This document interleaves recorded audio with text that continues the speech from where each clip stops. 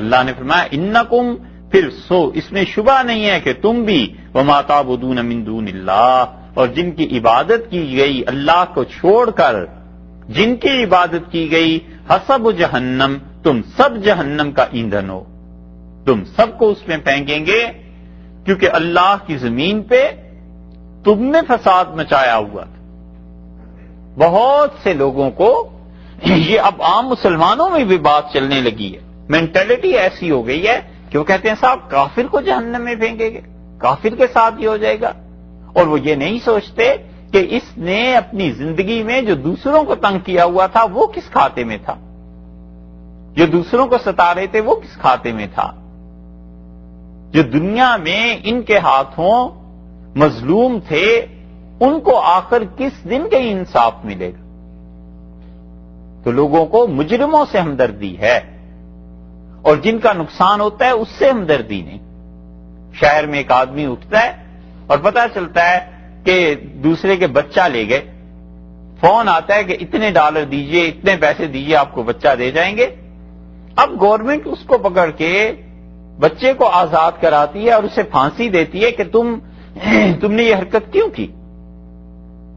اور شہر اٹھ کھڑا ہو کہ نا صاحب اسے نہ پھانسی دی جائے، بھی کیوں نہ دی جائے، وجہ اس نے جو کچھ کیا ہے اس نے ایک پورے خاندان کو برباد کر دیا۔ ان لوگوں کے نے کہاں سے پیسے مانگے؟ اگر گورنمنٹ کی مدد نہیں تھی تو پھر وہ کیا کرتے، وہ کہیں سے پیسے لے کے دیتے نا۔ تو لوگوں کو مجرموں سے زیادہ ہمدردی ہونے لگی ہے، اور جن کا نقصان ہے اس کو کوئی نہیں پوچھتا۔ اس لیے یہ بہت سی چیزیں اس دنیا میں ایسے ہی ہیں جو ظلم پر مبنی ہیں، اور اللہ نے کہا ہے کہ ان سے نبٹ لے گا،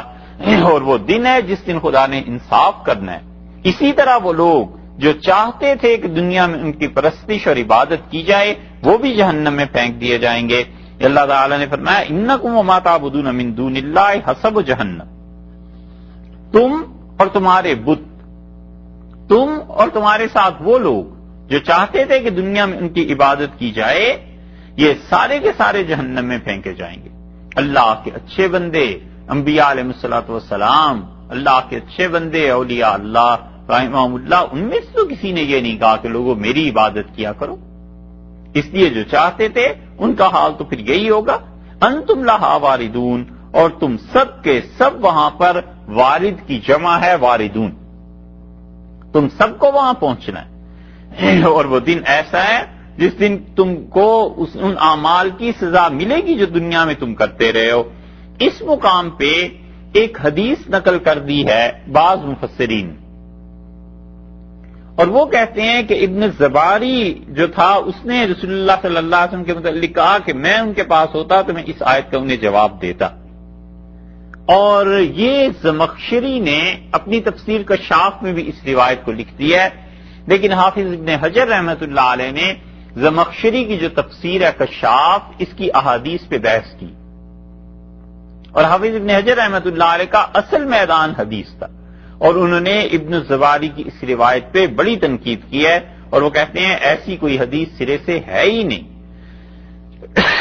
اور نہ ہی رسول اللہ صلی اللہ علیہ وسلم نے ایسی بات کہی ہے، بلکہ رول معانی جو مفسر ہیں وہ کہتے ہیں مجھے تو تعجب ان محدثین پہ ہوتا ہے جنہوں نے اپنی کتابوں میں اس روایت کو نقل کر دیا ہے کہ ایک کافر نے جواب دینا چاہا رسول اللہ صلی اللہ علیہ وسلم کو، اور اس کے معاملے میں اگلی حدیث نازل ہوئی، یہاں تک انہوں نے لکھا ہے صاحب المعانی نے کہ لوگوں میں علماء جو بہت سے ہیں اس روایت کو ذکر کرتے ہیں اور کہتے ہیں کہ لا اصل لہ، اس روایت کی کوئی اصل نہیں ہے، کوئی ایسا واقعہ سے جیسے پیش ہی نہیں آیا۔ مختصر سی بات اس میں یہ ہے واقعے میں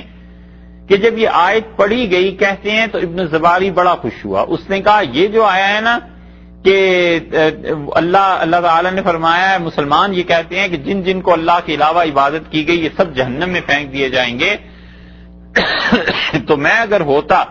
محمد صلی اللہ علیہ وسلم کے پاس انہیں کہتا ہے عیسیٰ علیہ السلام اور عزیر علیہ السلام جن کی عبادت کرتے ہیں یہ بھی تو پھر جہنم میں ہی جائیں گے۔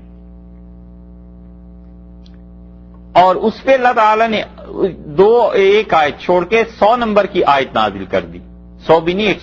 101 نمبر کی آیت نازل کر دی۔ یہ وہ قصہ لکھتے ہیں لوگ، لیکن شدید رد کیا ہے حافظ ابن حجر رحمۃ اللہ علیہ بھی، اور حدیث کی کسی کتاب میں کوئی ایسا واقعہ مستند کتابوں میں نہیں پایا جاتا. اس لیے انہوں نے بتایا ہے یہاں پر کہ باتیں ایسی ہی ہیں جیسے خدا تعالی نے فرما دی ہیں، مگر اس قصے کی کوئی اصل نہیں. اللہ نے فرمایا ہم جہنم میں پھینکیں گے ان کو جو اللہ کے علاوہ کسی کی عبادت کرتے تھے، معبود بھی اور عابد بھی. معبود وہ جو خود چاہتے تھے